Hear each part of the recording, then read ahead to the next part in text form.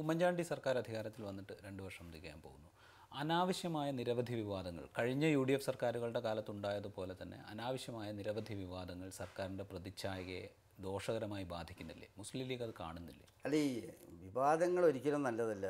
കഴിയുന്നതും വിവാദങ്ങൾ കുറക്കാൻ ശ്രമിക്കേണ്ടതാണ്. വിവാദങ്ങൾ ഉണ്ടാക്കുന്ന ആളുകൾ അത് ഗൗരവമായിട്ട് എടുക്കേണ്ടതാണ്. ഞാൻ ശ്രീ രാജീവ് പറഞ്ഞതിനോട് എനിക്ക് വിയോജിപ്പില്ല. കാരണം UDF ഗവൺമെൻറ്, പ്രത്യേകിച്ചും ശ്രീ ഉമ്മൻചാണ്ടിയുടെ നേതൃത്വത്തിൽ ഈ ഭരണകൂടം ഒരുപാട് കാര്യങ്ങൾ ചെയ്തിട്ടുണ്ട്. പ്രത്യേകിച്ചും ദുർബല വിഭാഗങ്ങൾക്ക് ദാരിദ്ര്യ നിർമ്മാർജ്ജന മേഖലയിൽ, അതുപോലെ ഈ രോഗികളെ സഹായിക്കുന്ന പദ്ധതി, അതുപോലെ നടപടിക്രമങ്ങൾ ലഘൂകരിച്ച് ആൾക്ക് സൗകര്യപ്പെടുത്തി കൊടുക്കുന്ന സംഗതികൾ, ഇങ്ങനെ ഒരുപാട് കാര്യങ്ങൾ ചെയ്തിട്ടുണ്ട്. ഗവൺമെൻറ് ഓഫ് ഇന്ത്യയിലുമായിട്ട് ബന്ധപ്പെട്ട് ഒരുപാട് കാര്യങ്ങളും അതും ചെയ്യുന്നുണ്ട്. അപ്പോൾ അതിൻ്റെ ഇടയിലുണ്ടാകുന്ന ചില വിവാദങ്ങൾ, ആ വിവാദങ്ങൾ ഈ നല്ല സംഗതികളുടെ യശസ്സിനെ മങ്ങലേൽപ്പിക്കുന്നുണ്ട്. അത് തീർച്ചയായിട്ടും അത്തരം സംഗതിയിൽ നിന്നുള്ള അത്തരം ആളുകൾ അതിനെ പിന്തിരിയേണ്ടതാണ്. ദേശീയ തലത്തിൽ കോൺഗ്രസ് സ്വീകരിക്കുന്ന പല നയങ്ങളോടും മുസ്ലിം ലീഗിന് വിയോജിപ്പുണ്ട്. ആ വിയോജിപ്പ് പ്രതിഫലിപ്പിക്കപ്പെടുന്നുണ്ടോ ശക്തമായ രീതിയിൽ? ഏതെങ്കിലും തരത്തിലുള്ളൊരു തിരുത്തൽ ശക്തിയാവാൻ മുസ്ലിം ലീഗിന് ഏതെങ്കിലും ഘട്ടത്തിൽ സാധിക്കും? ഇന്ത്യൻ സാഹചര്യത്തിൽ ഇന്ന് BJP തൊട്ടടുത്ത് നിൽക്കുന്ന സമയത്തുള്ള പൊളിറ്റിക്കൽ ഓപ്ഷൻ കോൺഗ്രസ്സാണ്. ആ യാഥാർത്ഥ്യ ബോധം ഉണ്ടായിക്കൊണ്ടുള്ള സമീപനമാണ് ഞങ്ങൾ എടുക്കുന്നത്. അതിൻ്റെ അർത്ഥം കോൺഗ്രസിൻ്റെ എല്ലാ നയങ്ങളോടും ഞങ്ങൾക്ക് യോജിപ്പുണ്ടെന്നല്ല. ഞങ്ങൾക്ക് വിയോജിപ്പുള്ള കാര്യമുണ്ട്. ആ വിയോജിപ്പുള്ള കാര്യങ്ങൾ പ്രകടിപ്പിക്കേണ്ടതുണ്ട്, ഞങ്ങൾ പ്രകടിപ്പിക്കാറുമുണ്ട്. പക്ഷേ കോൺഗ്രസ് പോയി ബദൽ ഇന്ത്യയിൽ ആര് വരാനിരിക്കുന്നുവെന്ന സത്യം കാണാതെ ഇപ്പുറത്ത് ഒരു സമീപനം എടുക്കുന്നത് ആത്മഹത്യാപരമായിരിക്കുമെന്ന് തോന്നിച്ച വ്യക്തമായിട്ട് ഞങ്ങൾക്കുണ്ട്. സബ്സിഡികൾ വെട്ടിക്കുറയ്ക്കുന്നു, വിലക്കയറ്റത്തിന് കാരണമായ വിധത്തിലുള്ള നയങ്ങൾ പിന്തുടരുന്നു, അമേരിക്ക ഇസ്രായേൽ രാജ്യങ്ങളോടുമായിട്ടുള്ള അടുത്ത ബന്ധം പുലർത്തുന്ന വിധത്തിലുള്ള വിദേശ നയം സ്വീകരിക്കുന്നു.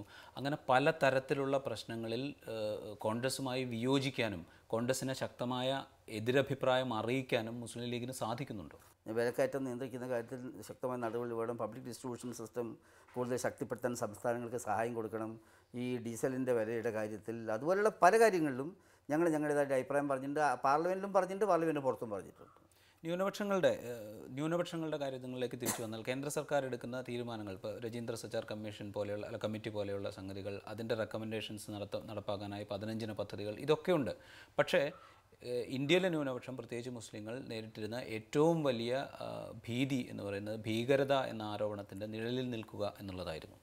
ഇപ്പോൾ അതിലൊരു മാറ്റം വന്നിരിക്കുന്നു. ആ സാഹചര്യത്തിലൊരു മാറ്റം വന്നിരിക്കുന്നു. ഹിന്ദു ഭീകരതയെക്കുറിച്ചോ കാവ്യ ഭീകരതയെക്കുറിച്ചോ ഒക്കെ കേന്ദ്ര ആഭ്യന്തരമന്ത്രിമാർ സംസാരിക്കാൻ തുടങ്ങിയിരിക്കുന്നു. പക്ഷേ എങ്കിലും കൃത്യമായി ഈ ഹിന്ദു ഭീകരതയുടെ അല്ലെങ്കിൽ കാവ്യ ഭീകരതയുടെ അല്ലെങ്കിൽ സംഘപരിവാറുമായി ബന്ധമുള്ള ഭീകര ശൃംഖലകളിലേക്ക് എത്തിപ്പെടാൻ മാത്രമുള്ളൊരു ഇച്ഛാശക്തി കോൺഗ്രസ് നേതൃത്വത്തിലുള്ള സർക്കാർ കാണിക്കുന്നുണ്ടോ? ഈ ന്യൂനപക്ഷങ്ങളുമായിട്ട് ബന്ധപ്പെട്ട സംഗതി എടുത്ത് പരിശോധിച്ചാൽ ന്യൂനപക്ഷ വെൽഫെയറുമായിട്ട് കുറേ സ്കീം ഇവിടെ വന്നിട്ടുണ്ട്.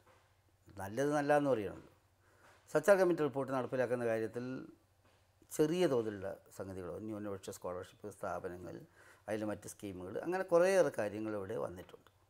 ഭീകരതയെ ചെറുക്കുന്ന സംഗതി, ഭീകരത പല രൂപവും ഭാവമുണ്ട്. ഭീകരത ചെറുക്കപ്പെടേണ്ടതാണ്, അതിലൊന്നും അഭിപ്രായ വ്യത്യാസമില്ല. രാജ്യത്തിന് സ്റ്റെബിലിറ്റി ആയിട്ട് ബന്ധപ്പെട്ട കാര്യങ്ങളുണ്ട്, രാജ്യത്തെ ആഭ്യന്തര പ്രശ്നങ്ങളുടെ കാര്യമുണ്ട്, പല സംഗതിയുമുണ്ട്. പക്ഷേ ഭീകരതയെ ചെറുക്കാൻ എന്നുള്ളതിൻ്റെ പേരിൽ നടക്കുന്ന പല നടപടികളും വളരെ അപകടം പിടിച്ച സ്വഭാവത്തിലേക്ക് പോവുകയാണ്. UPUA പുതിയ നിയമത്തിൻ്റെ സംഗതി എടുത്ത് പരിശോധിച്ചാൽ പണ്ടത്തെ ടാഡയിലും പോട്ടയിലും ഉണ്ടായിരുന്ന അപകടകരമായിട്ടുള്ള വകുപ്പുകൾ പലതും എന്തുണ്ട് ഇതിലേക്ക് ആവാഹിച്ചിട്ടുണ്ട്, ഈ നിയമത്തിലേക്ക്. ഈ നിയമം വളരെയധികം മിസ്യൂസ് ചെയ്യപ്പെടുന്നുണ്ടെന്നുള്ള യാഥാർത്ഥ്യമാണ്. കാരണം ഈ നിയമപ്രകാരം ആയിരക്കണക്കിന് ചെറുപ്പക്കാർ, പ്രത്യേകിച്ച് മുസ്ലിം ന്യൂനപക്ഷവുമായിട്ട് ബന്ധപ്പെട്ട നല്ല എഡ്യൂക്കേറ്റഡ് ആയിട്ടുള്ള നല്ല ഭാവിയുള്ള ചെറുപ്പക്കാരുടെ ഭാവി ജയിലിൽ കിടന്ന് തൊലയുന്നുണ്ട്. വിചാരണ തടവുകാർ എത്ര കാലം ജയിലിൽ പാർപ്പിക്കാമെന്നതിനെ സംബന്ധിച്ച് നമ്മുടെ നാട്ടിൽ നിയമമേ ഇല്ല. ഇത് ഗൗരവമായിട്ട് ചർച്ച ചെയ്യപ്പെടേണ്ട കാര്യമാണ്. ഈ നിയമങ്ങൾ ദുരുപയോഗപ്പെടുത്തിയിട്ട് ന്യൂനപക്ഷ ജനവിഭാഗങ്ങളിലെ ആളുകളെ ദ്രോഹിക്കുന്നുവെന്ന കാര്യം സജീവമായിട്ട് ഇന്ത്യയിൽ ചർച്ചയ്ക്ക് ഉയർന്നു വരുന്നുണ്ട്.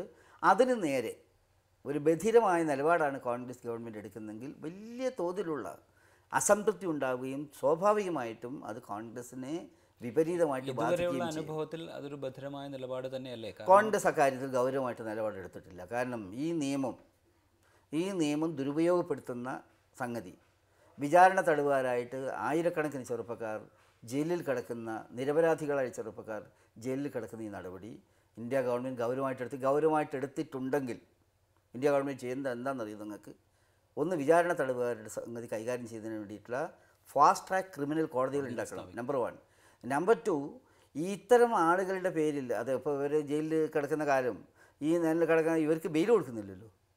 ഇത്ര കാലം പിന്നെ കേസ് വിചാരണയ്ക്ക് വന്നില്ല, അല്ലെങ്കിൽ ചാർജ് ഷീറ്റ് കൊടുത്തില്ലെങ്കിൽ ടൈം ലിമിറ്റ് വെച്ചിട്ട് അങ്ങനെ കിട്ടുന്നില്ലെങ്കിൽ, കൊടുത്തിട്ടില്ലെങ്കിൽ, ഡിസ്പോസ് ചെയ്യുന്നില്ലെങ്കിൽ ജാമ്യം അനുവദിക്കുന്ന വിധത്തിൽ ക്രിമിനൽ പ്രൊസീജിയർ കോഡിൽ ആവശ്യമായിട്ട് ഭേദഗതി വരുത്തണം. ഈ സംഭവത്തിൽ നിന്നാണ് നമ്മൾ അബ്ദുൽ നാസർ മദനിയുടെ കേസിലേക്ക് വരുന്നത്. അബ്ദുൽ നാസർ മദനിയുടെ കേസിൽ സംസ്ഥാന സർക്കാരിന് എന്തെങ്കിലും വിധത്തിൽ ഏതെങ്കിലും കാര്യത്തിൽ ഒന്നും ചെയ്യാൻ കഴിയുമെന്ന് തോന്നുന്നില്ല. കാരണം കർണാടകയിലെ കേസാണ്, കർണാടകയിലെ കോടതിയാണ് അത് കൈകാര്യം ചെയ്യുന്നത്. പക്ഷേ എങ്കിലും ഒരു മനുഷ്യാവകാശം എന്നുള്ള നിലയിൽ 9.5 വർഷം വിചാരണ തടവ് അനുഭവിച്ച് അവിടെ നിന്ന് മോചിതനായി തിരിച്ചു വന്ന് 2 വർഷത്തിനകം വീണ്ടും അറസ്റ്റ് ചെയ്യപ്പെട്ട് ഇപ്പോൾ 2 വർഷത്തോളം എത്തിയിരിക്കുന്നു. അദ്ദേഹം ജയിലിൽ തുടരുന്നു. ഒന്നും ചെയ്യാൻ നമ്മുടെ സംവിധാനങ്ങൾക്ക് കഴിയുന്നില്ല. നിയമത്തിനുള്ളിൽ നിന്നുള്ള സ്റ്റേറ്റ് ഗവൺമെൻറ്റിന് എന്ത് ചെയ്യാൻ പറ്റുമെന്ന് പറഞ്ഞാൽ അത് ചെയ്യാൻ തയ്യാറാണെന്നും മുഖ്യമന്ത്രി ചെയ്യണം. സത്യത്തിൽ കാര്യം വളരെ വളരെ കഷ്ടമാണ്. ഞാനവിടെ പോയതാണ്, കണ്ടതാണ്. മദനിയുടെ കാര്യം, നമ്മുടെ സെക്രട്ടറിൻ്റെ കാര്യമൊക്കെ എടുത്ത് പരിശോധിച്ചാൽ ഇതുപോലെ നീതി നിഷേധം ഒരിക്കലും ഒരു പരിഷ്കൃത സമൂഹത്തിന് ചെയ്യാൻ പാടില്ലാത്ത വിധത്തിലാണ് അവരുടെ കാര്യത്തിൽ ഉണ്ടായിട്ടുള്ളത്. അത് വളരെ ഗൗരവമായിട്ട് കാണേണ്ട കാര്യമാണ്.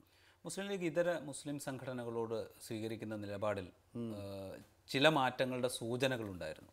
പ്രത്യേകിച്ച് AP സുന്നി കാന്തപുരം AP അബൂബക്കർ മുസ്ലിയാരുമായിട്ടുള്ള ബന്ധത്തിലൊക്കെ ചെറിയ മാറ്റങ്ങളുടെ സൂചനകളുണ്ടായിരുന്നു. പക്ഷേ പിന്നീട് അതിൽ നിന്ന് പിന്നോക്കം പോയതായി തോന്നുന്നു. ഇല്ല, ഇതിൽ ഞങ്ങൾക്ക് അതിൻ്റെ പിന്നോക്കം പോകേണ്ട, അല്ലെങ്കിൽ ഇതിന് മുസ്ലിം ലീഗിൽ സ്റ്റേബിളായിട്ടുള്ളൊരു നയമുണ്ട്. എന്താണെന്നറിയോ, ഈ മതസംഘടനകൾക്ക് അവരുടേതായിട്ടുള്ള ചില ഏരിയ ഓഫ് വർക്ക് ഉണ്ട്. അതവർ ചെയ്യണം, അതവർ ചെയ്തുകൊണ്ടിരിക്കുന്നുണ്ട്. അതിൽ നമ്മൾ ഇടപെടേണ്ട കാര്യമില്ല. അത് അതുമായിട്ട് ബന്ധപ്പെട്ട സംഗതികളാണ്. മുസ്ലിം ലീഗിൻ്റെ രാഷ്ട്രീയ സംവിധാനം കൊരമ്പയിൽ അഹമ്മദ് ഹാജിയോ PK കുഞ്ഞാലിക്കുട്ടിയോ ജനറൽ സെക്രട്ടറി ആയിരുന്ന കാലത്ത് അത്ര ശക്തമാണോ ഇപ്പോൾ? അങ്ങനെയല്ല. മുസ്ലിം ലീഗ് PK കുഞ്ഞാലിക്കുട്ടി മറ്റേ കൊരമ്പയിൽ അഹമ്മദ് ഹാജി AB എന്നുള്ളതല്ല. മുസ്ലിം ലീഗിൻ്റെ പോളിസി തീരുമാനിക്കുന്നത് എൻ്റെ പോളിസി മേക്കിംഗ് ബോഡീസാണ്. അതിൽ നേതാക്കന്മാർ ഉഷാറുള്ള നേതാക്കന്മാരെ കുറച്ച് ഉഷാറാവുന്നല്ലാതെ policy cannot be decided by the individuals. അതൊരു യാഥാർത്ഥ്യമാണ്. അപ്പോൾ അതിൽ ഇന്നാളെന്നുള്ള നയതീരുമാനത്തിൻ്റെയോ നയരൂപവൽക്കരണത്തിൻ്റെയോ കാര്യത്തിലല്ല, സംഘടനയെ ചലിപ്പിക്കുക. സംഘടന ചലിപ്പിക്കുക ഞങ്ങൾ വിചാരിക്കുന്നത് വളരെ ശക്തിയായിട്ട് പോകുന്നുണ്ട്. ഇപ്പോൾ വളരെ നല്ല നിലയിൽ പോകുന്നുണ്ട്. കേരളം കണ്ട ഏറ്റവും മികച്ച വിദ്യാഭ്യാസ മന്ത്രിമാരിൽ ഒരാളായിട്ട് ET മുഹമ്മദ് ബഷീർ ആദ്യം മന്ത്രിയായ കാലഘട്ടത്തിൽ തന്നെ അറിയപ്പെട്ടിരുന്നു. കേരള രാഷ്ട്രീയത്തിൽ നിന്ന് പിന്നീട്, അല്ലെങ്കിൽ അത് കേരളത്തിൻ്റെ അധികാര രാഷ്ട്രീയത്തിൽ നിന്ന് പിന്നീട് കുറച്ച് മാറി നിൽക്കേണ്ടി വന്നു. അത് വ്യക്തിപരമായ രാഷ്ട്രീയ ജീവിതത്തിൽ വലിയ നഷ്ടമായി തോന്നിയിട്ടുണ്ട്. എനിക്കൊരു നഷ്ടം തോന്നിയിട്ടില്ല.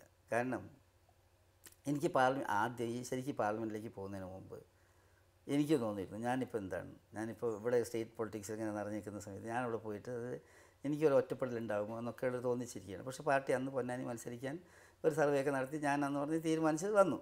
പക്ഷേ എനിക്ക് ഡൽഹി പോയതിന് ശേഷമുള്ള സംഗതികൾ നോക്കുമ്പോൾ സ്റ്റേറ്റ് പൊളിറ്റിക്സിലും ഒരുപാട് കൊല്ലം പ്രവർത്തിച്ചാളുന്ന നിലയിൽ ഞാൻ ഹാപ്പിയാണ്. എനിക്കെന്നുണ്ട് അവിടെ അത് മൊത്തത്തിൽ പാർലമെൻ്റ് ഒരു പ്രവർത്തനം, അതിന് നമ്മൾ കുറേ വലിയ ആളുകളുമായിട്ട് പരിചയപ്പെടൽ, അതുപോലെ നമ്മുടെ ഒരു പഠനത്തിൻ്റെ തന്നെ കുറച്ചുകൂടി ആഴങ്ങളിലേക്ക് പോകുന്നൊരു സ്ഥിതി, നല്ല റിലേഷൻസ്, അങ്ങനെയൊക്കെ നോക്കുന്ന സമയത്ത് എനിക്കത് ദൈവം നല്ലത് സംഭവിപ്പിച്ചു എന്നുള്ള ഒരു സംതൃപ്തിയിലാണ് ഞാൻ.